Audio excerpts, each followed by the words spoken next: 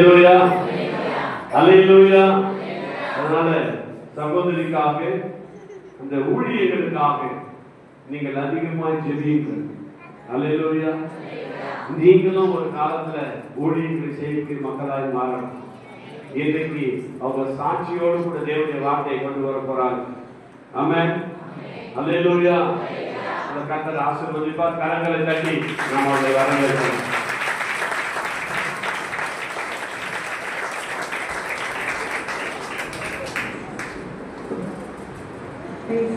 ஹல்லேலூயா. சந்தோஷமா இருக்கீங்களா? எத்தனை சந்தோஷமா இருக்கீங்க? நல்ல மகிமையான ஒரு ஆராதனை. ஐயா முதல்ல பாடின அந்த பாட்டு எனக்கு ரொம்ப பிடிக்கும். அந்த பாட்டு கேட்கும் போது அழுவேன்.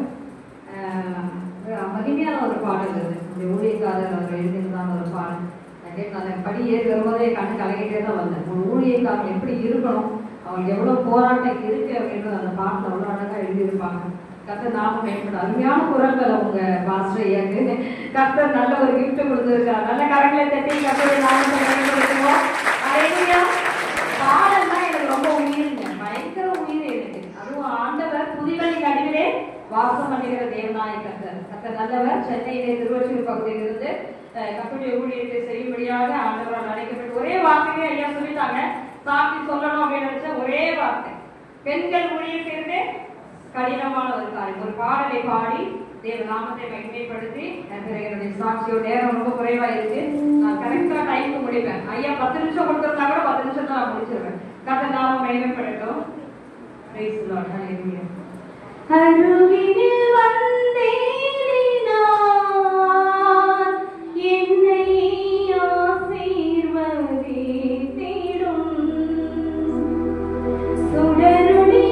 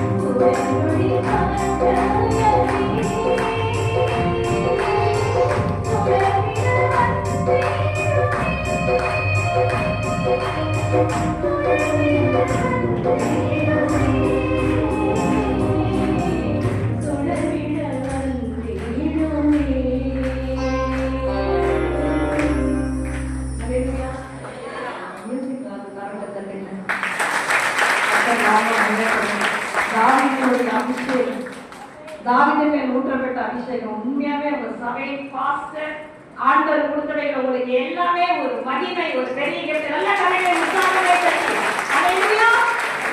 ஆராதனை தேவன் விரும்புகிறாங்க. ஐயாவுடைய பாடலுக்கு ஏற்றபடி வாசிக்கிறாங்க. எவ்வளவு அருமையான ஒரு காலையுடைய சபைகளிலே கர்த்தர் நாமம் மகிமைப்படுவதாக. தேவ தீர்மானத்தின்படி இந்த ஊழியம் ஓடிக்கொண்டிருக்கிறது. கர்த்தர் தொடர்ந்து ஆசீர்வதிப்பாராக. அடியாளையும் சாட்சியா நிறுத்தின தேவனுக்கு கொடான கொடி நன்றி சோதரங்களை எழுதுகிறேன். 2004ஆம் ஆண்டுதான் ஆண்டவருடைய சமூகத்திலே நாங்கள் கடந்து வந்தோம். எனக்கு ஒரு அக்கா, ஒரு தம்பி, 2 தம்பி, நானே எங்க அக்கா, எங்க மொத்தம் 4 பேரு. கடைசி தம்பிதான் ரொம்ப சரீரத்துல ரொம்ப விலகினப்பட்டாங்க. நானே என்னுடைய அக்கா, மூத்த சகோதரர் நாங்க ஓரளவுக்கு டிகிரி படிச்சிருந்தோம். கடைசி தம்பி படிப்பு சரியா வரல. 10th தான் அவர் முடிச்சாரு, +1 போல. அதனால அப்பா என்ன பண்ணாங்க, அவன் சினிமாவில் கொண்டு போய் சேர்த்து விட்டுருவோம் அப்படின்னு சொல்லி அவருக்கு ஒரு ஆசை. என் பிள்ளை படிக்கிறேன், அப்போ அவனை வேற விதமா மாத்திக்கலாம் அப்படின்னு உலக பிரகாரமா இருந்தோம் அந்த காலத்துல. அப்போ இது மாதிரியாக நாங்கள் அந்த நடிக்க போகிறதுக்காக ஏவிஎம் ஸ்டுடியோல கொண்டு போய், என்ன மாதிரி என் தம்பி இருக்க மாட்டான், நல்லா கலரா அழகா இருப்பான் எங்க அப்பா மாதிரி, நானே அப்பா மாதிரி. ஹல்லேலூயா. கருப்பாக்கவங்க தான் ஆண்டவர் பிடிக்கும். அப்படின்னு சொல்றீங்க. ஹல்லேலூயா. அப்படி நாமும் மகிமைப்படுவதாக. அப்படியாக அந்த சினிமாக்காக போகணும் அப்படின்னு சொல்லும் பொழுது அந்த சரீரத்திலே பயங்கரமான ஒரு வேதனைப்பட்டா, எழுந்து நடக்க முடியாதபடிக்கு நடிகர் விஜய்க்கு டான்ஸ் சொல்லி கொடுக்குற, வீட்டுக்கு வந்து டான்ஸ் சொல்லி கொடுத்து அந்த ஏவிஎம் ஸ்டுடியோ எப்படியாவது இந்த படத்தை வந்து போட்டுறோம். தனுஷ் நடிகர் வந்த காலகட்டத்தில் தான் என்னுடைய தம்பிக்கு அந்த படத்தை எல்லாம் போட்டு எல்லாம் ரெடி ஆயிடுச்சு. ஆனா அவனுடைய உடம்பு ஈடு கொடுக்கல. பயங்கரமான ஒரு ஜுரத்தினால வேதனைப்பட்டா. சாதாரணமான ஒரு ஜுரம் தானே, நாங்க ஹாஸ்பிட்டல் கூட்டு போனோம். அப்ப இந்துலதான் இருந்தோம். ஆனா பாத்தீங்கன்னா அந்த டாக்டர் சொன்னாங்க, ஒண்ணுமே இல்ல, உடம்பு நல்லா இருக்குங்க, எல்லா டெம்பரேச்சரும் கரெக்டா இருக்கும். ஆனா வீட்டுக்கு வரும்போது பயங்கரமான ஜுரம் இருக்கும். இந்த சரீரமானது இங்க இருந்து தானாவே செவுத்துல போய் அடிச்சு அப்படியே கீழே விழுவோம். குளிர் ஜுரம் அப்படின்னு நாங்க நினைச்சிருக்கோம். குளிர் ஜுரம் அப்படி நடக்குமா? குளிர் ஜுரம் அப்படி நடக்காது. ஆனா எங்களுடைய பாட்டி, அந்த அம்மாவுடைய தகப்பனாருடைய தாய் என்ன பண்ணுவாங்க, தொடப்பெல்லாம் கீழே அடிப்பாங்க. பிசாசா பிடிச்சிருக்கு அதனால அப்படின்னு சொல்லி காலில் அடிப்பாங்க. அப்புறம் திருநெல்லாம் எடுத்து வந்து பூசினாங்க. நாங்க சொன்ன பிசாசுனா ஒண்ணும் கிடையாது, குளிர் ஜுரம். இப்படியே கிட்டத்தட்ட பாத்தீங்கன்னா 2004ஆம் ஆண்டு கரெக்டா சுனாமி வந்த நாட்கள்ல எல்லாம் நான் என்ன பண்ணிட்டு இருக்கிறேன், இந்த மாடியில 2 வாழைப்பழம் விளக்கெல்லாம் கொளுத்தி மந்திரக்காரர் சொல்லிட்டான், வீட்டுல இதெல்லாம் நீங்க செஞ்சீங்கன்னா உங்களுக்கு நல்லது. உங்க வீட்டுல பிசாசு பிடிச்சிருக்கு, மந்திரம் பண்ணி இருக்கிறாங்க, நான் ஒரு மந்திரவாதியை கூட்டு வரேன். ஒரு தம்பி சொன்னாங்க, நான் ஒரு மந்திரவாதியை கூட்டு வரேன். அந்த மந்திரவாதி என்ன பண்ணுவான், அவன் வீட்டுக்கு வந்து எல்லாத்தையும் சொல்லுவான். அப்படின் போது பாத்தீங்கன்னா எங்களுடைய சொந்த ஊர் அப்படின்னு பாத்தீங்கன்னா காரைக்குடி செட்டிநாடு. ஆனா நாங்க சென்னையில போய் டிசைட், நாங்க எல்லாமே அங்க என்ஃபீல்டு புல்லட் தெரியும் நினைக்கிறேன். என்ஃபீல்டு புல்லட் உங்களுக்கு தெரியும். அந்த கம்பெனில தான் அப்பா ஒரு சார்ஜ் மேல இருக்காங்க. சென்னையில வந்து நாங்க செட்டில் ஆயிட்டோம்.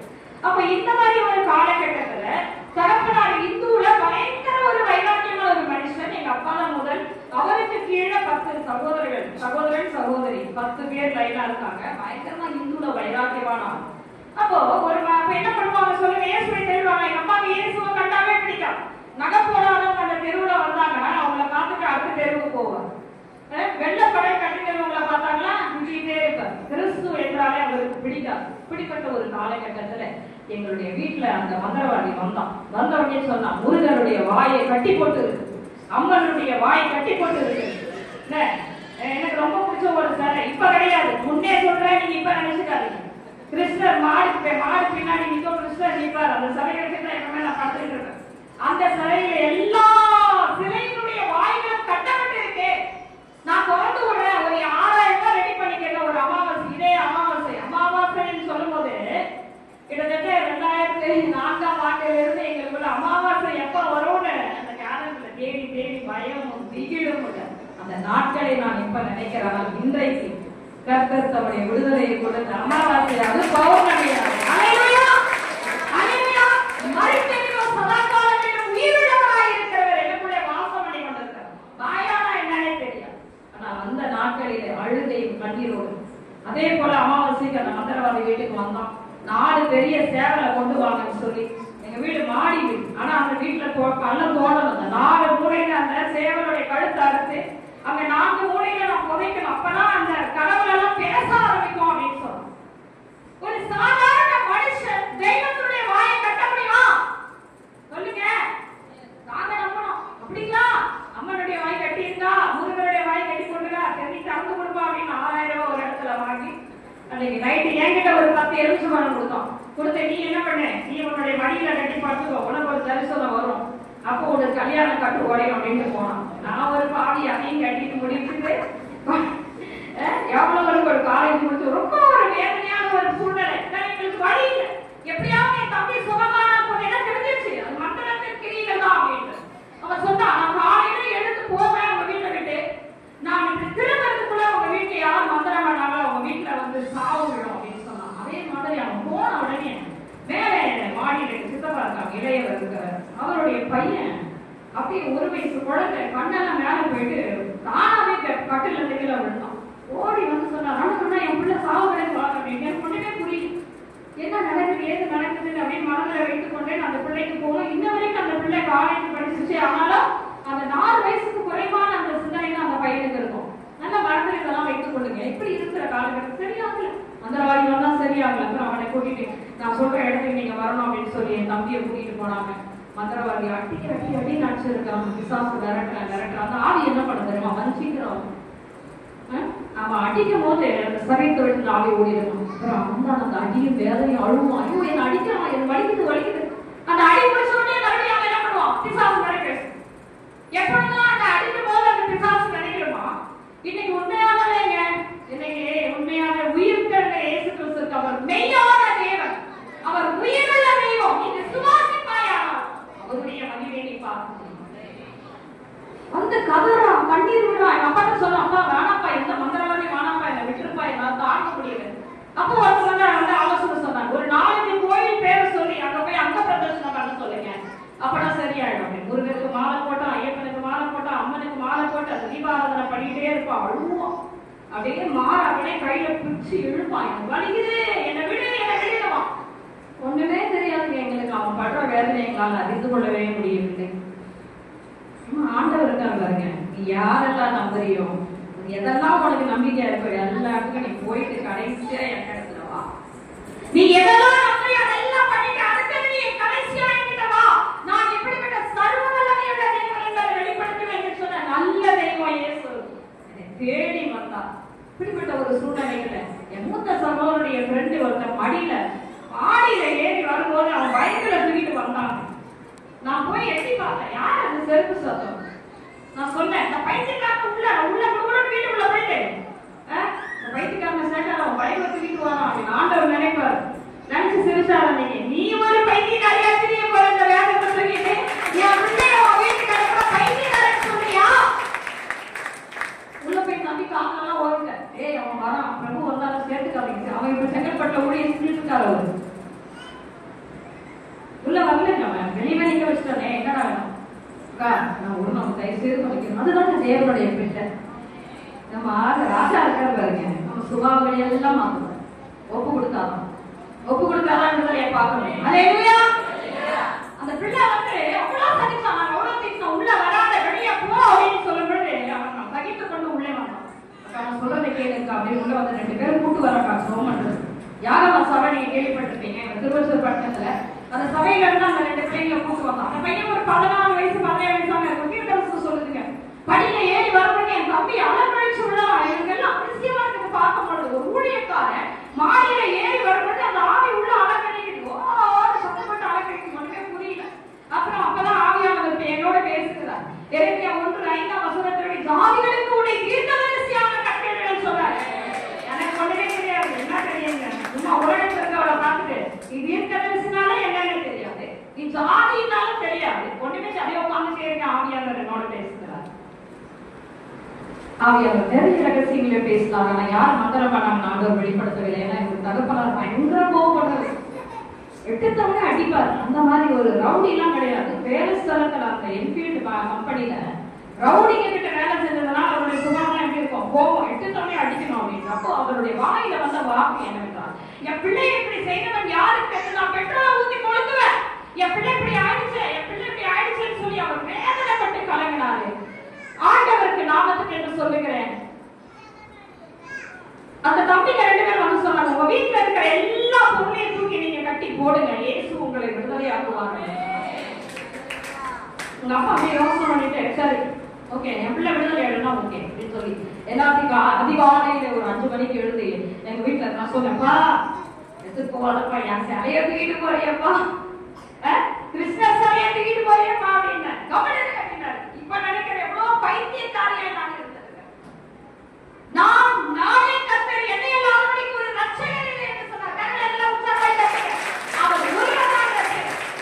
அங்க எல்லாம் வீட்டுமே கட்டி ஒரு குளத்துல போட்டு திரும்பி வந்துட்டாங்க. வந்தோடனே எங்க அப்பாவுல ஒரு சந்தோஷம், ஒரு சமாதானம். ஆனால் சாயந்தரமே மறுபடியும் என் தம்பிக்கு அலைக்கழிச்சு ஆரம்பிச்ச உடனே என்னை பார்த்து என்னுடைய தகப்பனார் என்னிடத்துல கோவப்பட ஆரம்பிச்சாரு. அப்படி விடுதலை அவளே இத்தனை வருஷமா நான் வணங்கிட்டு வந்த விக்கிரகத்தால ஒன்னால எடுத்துட்டு போய் நான் குளத்துல போட்டு வந்தேன், நான் மறுபடியும் அதை கொண்டு வருவேன், இயேசுவால விடுதலையாக்க முடியல அப்படின்னு சொல்லி அவர் வேற மாதிரி மாறிட்டாருங்க. அழுதேன், கண்ணீர் வெளிச்சம் கேட்கவே இல்லை. நான் என்ன பண்றேன், என்னுடைய 2 தம்பிக்கும் அந்த இளையவனையும் இழுத்துருக்கு, மூத்தவனை இளைவன் தான் பாதிக்கப்பட்ட அவனை இழுத்துக்கிட்டு ஓடுற ஆலயத்துக்கு யாகம சபைக்கு கல்லும் முரடுங்க. அதாவது 2 கிலோமீட்டர் நடக்கணும் உள்ள, அங்க ரோடே போடல. இழுத்து 2 பிள்ளையும் இழுத்துட்டு அந்த அம்மா காலில் விழுந்து அப்பதான் சொன்னாங்க, மனுஷங்க காலில் விழக்கூடாது, எழுத்து அப்படின்னா. அம்மா என் தம்பியை காப்பாத்துங்க. எங்க அப்பாட்ட சொன்னா அவர் புடிச்சுக்க மாட்டாரு, பிசாசுக்கிறீங்க மந்திரத்திற்கிறீங்க, எனக்கு நல்லா தெரியுது. என் தகவல் சொன்னா ஒத்துக்க மாட்டாருமா, தம்பி செத்துருவாமா, எப்பயாவது அவனை காப்பாத்துக்கணும்னு சொன்னாங்க. நீ வாலிப பிள்ளையா இருக்க மகளை நீ வீட்டுக்கு கூட்டிட்டு போ, நான் செபிக்கிறேன், தகப்பன் தாய் வந்தாதான் நான் சேர்ப்பேன்னு சொன்னாங்க. ஆனாலும் கர்த்தருடைய இறக்கம் தயவு அவர்களுக்கு எங்கள் மேல் இருந்தபடி நான் ஒரு 10-20 நாள் தங்க வைக்கும்படியாக. ஆனா எங்க அப்பா சொல்லிட்டாரு, நான் சொல்லு கேட்காம என் பிள்ளைகளை கூட்டு போய் நீ என்ன பண்ணிட்டா போய் சர்ச்சில் கொண்டு போய் விட்டுருக்கேன், நான் மறுபடியும் அந்த விக்கிரகத்தை கொண்டு வருவேன். பயங்கரமான விரோதமாக தகப்பனால எனக்கு விரோதமா எழுந்தாரு. எங்க அப்பா எனக்கு ரொம்ப உயிருங்க, அவ்வளவு உயிர். ஆனா வேறு பொய்யா இருக்காதுல்ல. சங்கீதம் 27ஆம் அதிகாரத்தில் சொல்லப்படும், தகப்பனும் தாய் உன்னை கைவிட்டாலும் முடிங்க கர்த்தருடைய சேர்த்துக் கொள்ளுவார். எங்க அப்பா என்ன சொல்லிட்டு, பொண்ணு தலையில துணிய போட்டே என் வீட்டை நாசமாகிட்டு அதை வெளியே துறக்க உள்ள சேர்க்காது, என் பிள்ளைகளை கொண்டு போய் சர்ச்சில் விட்டுருக்கு, எவ்வளவு தைரியம் இருக்கா இருக்கு, வெளியே துறக்க கேட்டார், கழுத்தை பிடிச்சி வெளியே துறக்கலாங்க. எங்க அப்பா பேசுனா கேட்பாங்க, போடு கேட்டாங்கன்னா இன்ன வரைக்கும் சரிங்க, அவர் ஒண்ணு சொல்லிட்டாருன்னா தாண்ட மாட்டாங்க. அவளை வீட்டுள்ளே சேர்க்காத உன் போட்டா அப்படின்ட்டாரு. வெளியே உட்காந்து அழுது கண்ணீர் வடிச்சேன், வழி இல்லை ஓடினேன். அந்த கராக்கா சபையில அப்ப ஸ்கூல் இருந்துச்சு, அந்த அம்மா காலை பிடிச்சு அழுது, சாப்பாடே கிடையாது, சொந்த வீடு சாப்பாடு இல்ல, தரித்திரம் வீட்டுல போராடு. நான் போய் பீரோவை திறப்பேன், அந்த ஆவி வந்து பீரோ திறக்கும், நான் போய் பீரோட துணி எடுத்து அந்த ஆவியை கை வரும், கண்ணெல்லாம் தெரியும், நைட்டு தூக்கவே மாட்டேன், கண்ணு தூக்கவே வராது, கண்ணை இப்படி திறந்து வச்சுக்கிட்டு பயந்த நாட்களை இன்றைக்கு நினைக்கும் பொழுது எவ்வளவு தைரியத்தை இன்னைக்கு ஆண்டவர் கொடுத்திருக்கிறார். சாதாரணம் சொல்லவே முடியாது, இவ்வளவு மகிமையான தெய்வம். அல்லேலூயா.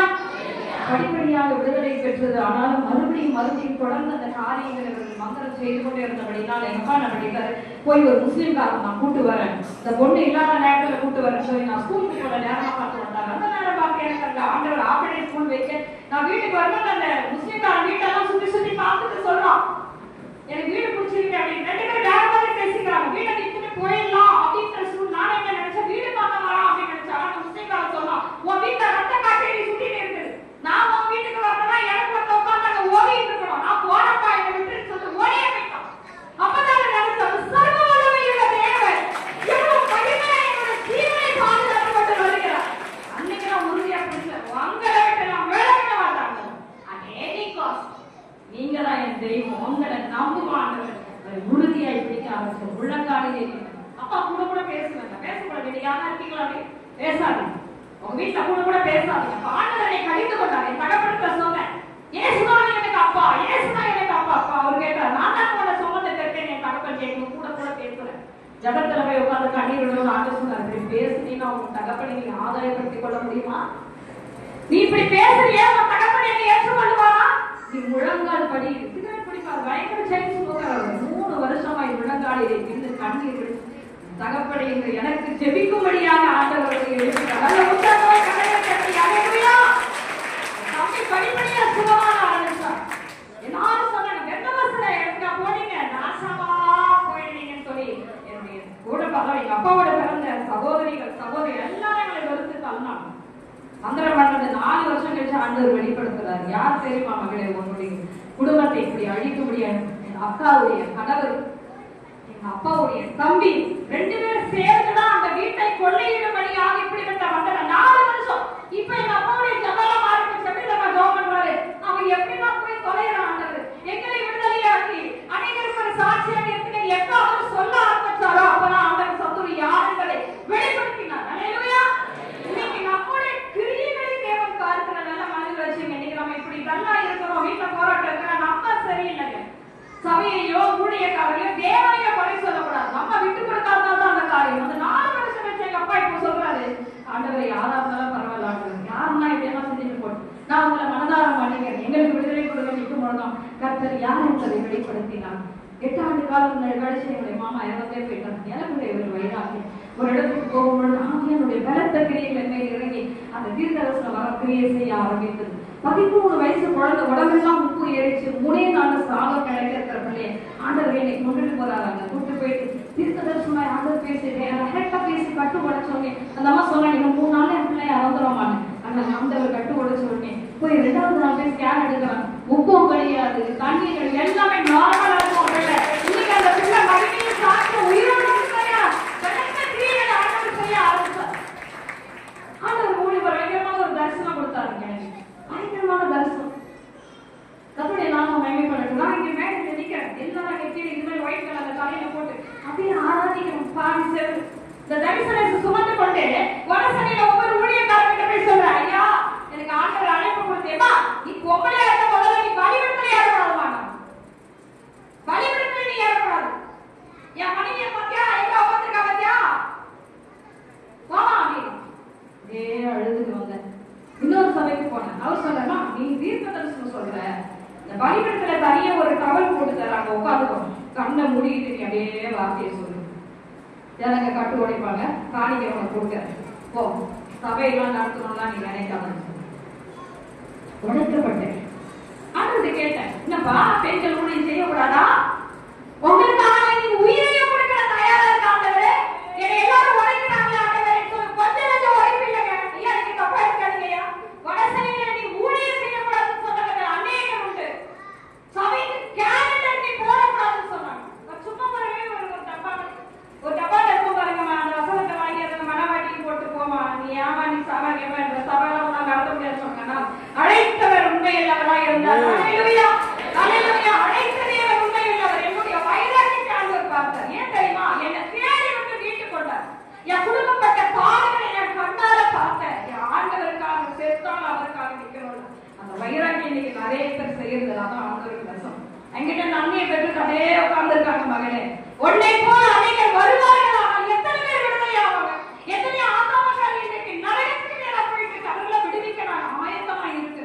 ஒரு மனுஷன் இப்ப இந்த அருமையான அம்மாவை அழைக்கிறாருன்னா அவங்களுக்கு பின்னாடி ஒரு 50 ஆத்மாக்களை இவங்க கொண்டு வருவாங்க. ஆண்டவரை அழைக்கிறார்.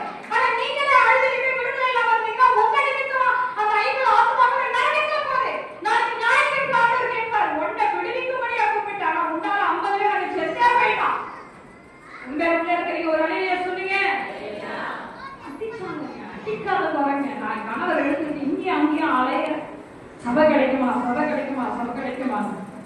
அப்பதான் ஆவடியில இருந்து ஒரு சகோதரி சொன்னாங்க, நீங்க என்ன பண்ணுங்க, சென்னை பட்டணத்துல ஒரு 25 கிராம பகுதியில ஒரு சர்ச் இருக்கு, அங்க போங்க, ஊழியக்காரங்களுக்கு சம்பளம் கொடுத்து ஊழியம் செய்ய வைப்பாங்க. நான் வேலை நான் கூப்பிட்டேன், அவங்க என் படிப்பு கிடிப்பெல்லாம் எனக்கு தேவையில்லை, உங்களுக்காக நான் வாழவே வந்தேன். அந்த அம்மாட்ட போய் கேட்கும்போது என் குழந்தை 1 வயசு குழந்தை, 1 வயசு கூட 8 மாசம் குழந்தை தூக்கிட்டு போற. அந்த அம்மா சொன்னாங்க, குழந்தை வச்சிருக்கேன் போக முடியுமா அப்படின்னு சொன்னாங்க. போனீங்கன்னா அந்த வீட்டுக்கு அந்த ஆலயத்தை பாத்தீங்கன்னா இதே மாதிரி ஆலயம் தான். பின்னாடி ஊழியக்காரருக்காக வீடு, அந்த வீட்டினுடைய வாசப்படி உடைஞ்சு போயிருக்கும், கதவு உடைஞ்சு இருக்கும். காலையில எல்லாம் எவ்வளவு பேர் தாக்கல படியில பாகப்படுத்திட்டு இருக்கும். அந்த ஆலயத்துல பாய் எடுத்து உணரும் போது அதுல கருத்தேர்கள். அந்த ஆலயத்தை அவங்க செப்பனிடவே இல்லைங்க. எவ்வளவு அவங்களுக்கு வந்து காணிக்கை கிடைச்சிருக்காங்க, ஆலயத்தை செப்பனிடவே இல்லை. நான் சொன்னேன், பரவாயில்ல நான் இருக்கிறேன்னு சொல்லு. பள்ளிதான் நான் பயப்படுறேங்க, அந்த பக்கமே போக மாட்டேன். என்னை கொண்டு ஆண்டவர் வருவதையும் வருகிறார். எத்தனை பேர் உள்ள இருக்கீங்க? ஆண்டவர்கிட்ட எல்லாம் நேரா எதுவும் வாங்கிக்க முடியாது. அடிச்சு நொறுக்கி அப்புறம் அவருடைய நாமத்தை மேய்ப்பாங்க. பொறுமையோடு சகிக்க வேண்டும். 2 ஆண்டு காலம் கரண்ட் கிடையாது, தண்ணி கிடையாது, ஊழியம் செய்ய நடப்பாங்க. அதை இன்னொரு கேட்டீங்களா, இந்த பக்கம் ஒருத்தவங்க இருக்காங்க, அந்த பக்கம் ஒருத்தவங்க இருக்கிறாங்க. இவங்க வந்தா அவங்க வர மாட்டாங்க, சர்ச்சை ஞாயிற்றுக்கிழமை வர மாட்டாங்க. உங்க வீட்டுக்கு ஊழியக்காரர் தெரியாம செவ்வாயில இருந்து வெளியே வரைக்கும் வந்துட்டு ஓடியே போயிடுவாங்க. பார்த்தேன் ஆண்டவரே என்ன ஊழியம். காலையில எழுந்தா காசு பள்ளிக்குள்ள பெரிய பாம்பு படுத்துட்டு இருக்கோம். எங்க வீட்டுக்காரர் வெளியே பின்னாடி நிக்கிறாங்க. டெய்லி ஒரு பாம்பு அடிச்சுட்டு இருப்பாரு. நான் சொன்ன எல்லாம் என்னை கொண்டு போய் இப்படி கொண்டு வந்து போட்டீங்களே ராஜா, என் குடும்பத்தை மீட்டெடுத்து உங்க ஊழியத்தை செய்ய வந்து என்ன இப்படி பண்ணிட்டீங்க, கொடுத்த தரிசனம் எங்கன்னு சொல்லி அழுது கண்ணீர் வடிச்சு, இனிமே நான் சொல்றேன் எனக்கு இந்த ஊழியம் கிடையாதுப்பா, எனக்கு ஆட்ச தரிசனம் வேணும்னு சொல்லி நான் போய் ஒரு சபையில போய் விசுவாசி உட்கார்ந்து சொன்னேன். பாத்தியா திரும்பி வந்துட்ட, உனக்கு என்ன சொல்லுங்க, உனக்கு சபை ஊழியம் கிடையாதுப்பா, அதான் நீ போயிட்டு திரும்பி வந்துட்ட அப்படிம்பாங்க. அழுதேன், வேதனைப்பட்ட அங்க அழாத காமிக்கிற இடத்துக்கு போனோம்.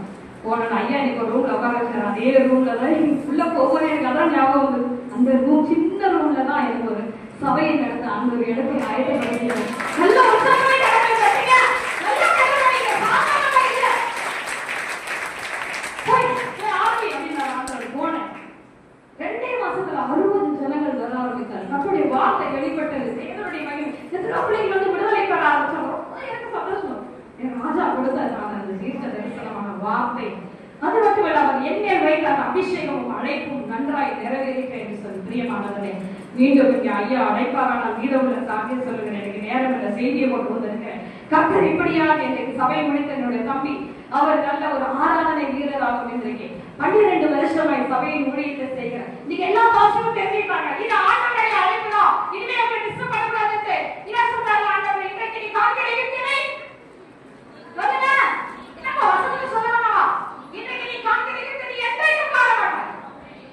நீங்க எல்லா ஊழியக்காரங்களும் முடிவு பண்ணிட்டாங்க சரிங்களா, அரசாங்கத்துல பதிவு செய்யவும் வைராக்கியமா படிச்சேன். நான் பைபிள் காலேஜுக்கு போய் படிப்பேன்னு சொல்லி bachelor of theology, diploma in theology, reverend படிச்சேன். எப்படியாவது எனக்கு நீங்க கொடுக்க வேணும்னு சொல்லி ஆண்டவர் வைராக்கியமா இருந்து படிச்சு நீங்க ஆண்டவர் அந்த ஊழி படிப்பெல்லாம் சும்மா கிடையாது. ஐயா சொல்ற படிப்பெல்லாம் ஒண்ணுமே கிடையாது. பரிசுத்த ஆவியானவர் நீங்க மகிமையா 12 ஆண்டு சபை ஊழியத்தை செய்யும்படியாக ஆண்டவர் மகிமையான வாசலை திறந்து கொடுத்தார். அல்லேலூயா. சீக்கிரமாய் வார்த்தைக்கு கடந்து போவாங்க. வெளிப்படுத்தல் விசேஷம் 22ஆம் அதிகாரம் 12ஆம் வசனத்தை சீக்கிரமாய் எடுத்தவர்கள் வாசிக்கும்படியே கேட்கிறேன், நேரம் இல்லை. வெளிப்படுத்தல் விசேஷம் 22ஆம் அதிகாரம். அநியாயம் செய்கிறவன் இன்னும் அநியாயம் செய்யட்டும், அசுத்தமாய் இருக்கிறவன் இன்னும் அசுத்தமாய் இருக்கட்டும், நீதியுள்ளவன் இன்னும் நீதி செய்யட்டும், பரிசுத்தமுள்ளவன் இன்னும் பரிசுத்தமாகட்டும். இதோ சீக்கிரமாய் வருகிறேன். அவனவனுடைய கிரியைகளின்படி அவனவனுக்கு நான் அளிக்கும் பலன் என்னோட கூட வருகிறது. சொல்லுங்க, ஆண்டவர் சீக்கிரமாய் வரப்போகிறாரு. சீக்கிரம் சொல்லுங்க. இயேசு சீக்கிரமாய் வரப்போகிறார். பிதாவின் மகிமை பொருந்தினவராய் வரப்போகிறார். அல்லேலூயா. சந்தோஷமா தான் சொல்லுங்களா? அல்லேலூயா. ஒருவேளை உங்க ஐயா சொன்னதான் சொல்லுவீங்களா? ஐயா எனக்கு ரொம்ப பிடிச்சிருச்சு, ஐயா நிறைய அல்லேலூயா சொல்றாரு. அல்லேலூயா. அந்த ஆவிக்குரிய தகப்பனுக்காக கர்த்தருடைய நாமத்தை நான் மகிமைப்படுத்துகிறேன். அல்லேலூயா. சத்தியத்தை பயங்கரமா அப்படியே அசால்ட்டா சொல்லிட்டு போறாரு. அப்படிதான் இருக்கணும், வெட்டணும். ரொம்ப சந்தோஷம். உண்மையாக எப்படிப்பட்ட ஊழியர்கள் இன்றைக்கு கிடையாது, பயப்படுறாங்க. கர்த்தர் அவர்களுடைய இருக்கிறார். அல்லேலூயா. ஆண்டவர் சொல்லுகிறார், அசுத்தமாய் இருக்கிறவன் இன்னும் அசுத்தமாய் இருக்கட்டும். வெளிப்பாடு 6ஆம் வசனத்திலிருந்து 20 வரைக்கும் ஜனங்களிடத்திலே ஆண்டவர் பாவம் செய்யாதே, பரிசுத்தமாயிரு, நீதியாயிரு, உண்மையாயிரு என்று சொன்ன அந்த ஆவியானவர் வெளிப்படுத்தலின் விசேஷத்தில் இனி சம்பவிக்க போகிற காலங்களை குறித்து அன்பின் சீஷனாகிய யோவானுக்கு அவர் வெளிப்படுத்தும் பொழுது, அநியாயம் செய்தியா செய்வோம் விட்டுட்டாரு. இதுக்கப்புறம் என்ன அர்த்தம்? தண்ணி தெளிச்சு விட்டுட்டாரு. எங்க பேர் காது கேட்குது.